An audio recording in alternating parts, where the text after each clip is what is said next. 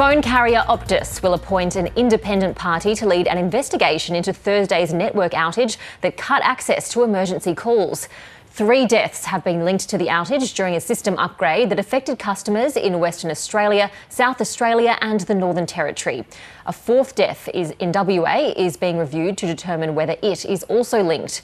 Reporter Will Murray has been following the story for us from Brisbane. G'day, Will. Talk to us about this 4th death. What do we know about it so far? Well, Ruby, what we know so far is what was announced by the WA Premier Roger Cook yesterday, who said he'd been made aware of a potential 2nd death in the state as a result of this Optus outage last Thursday. That is, people who tried and failed to call 000 from the Optus network. Now, that's on top of the death, a confirmed death of a 74-year-old from WA and 2 deaths in South Australia, a 68-year-old woman from Adelaide and an 8-week-old boy from the town of Gawler West. So, as I say, those 3 deaths have already been confirmed by police as a result of the estimated 13-hour outage last Thursday. And Will, Optus's CEO fronted the media yesterday and on Friday evening. He's due to do so again this afternoon.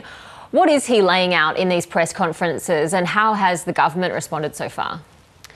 Well, what we've learned from the CEO, Ruby, is a bit more about the timeline of this outage. So we understand from the CEO that they believe the outage began about 12:30 a.m. As a result of a firewall upgrade. And the company says that they were first made aware of this outage at around 9 a.m. by a caller, but they didn't realise the severity of the problem until around 1:30 p.m.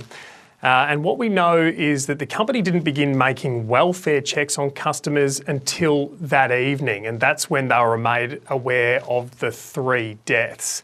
The company CEO has apologised profusely for the slow response of the company, but they've been widely panned by both state governments and federal colleagues.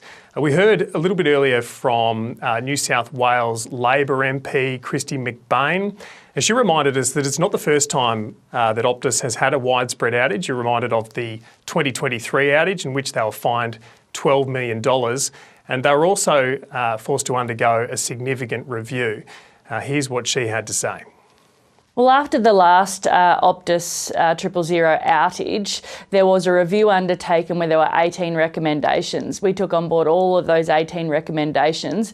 Optus clearly needs to review its protocols. No doubt that they'll be employing crisis communications specialists to come in and help them, but what they need to be doing is getting their systems in order so that Australians can have confidence that when they dial 000, it's going to get through to one of our emergency operators. Now, Optus says it's appointed an independent reviewer to look into this specific incident. And the federal government has also confirmed that the Australian Communications and Media Authority will also take a look at the company and the company's response, Ruby.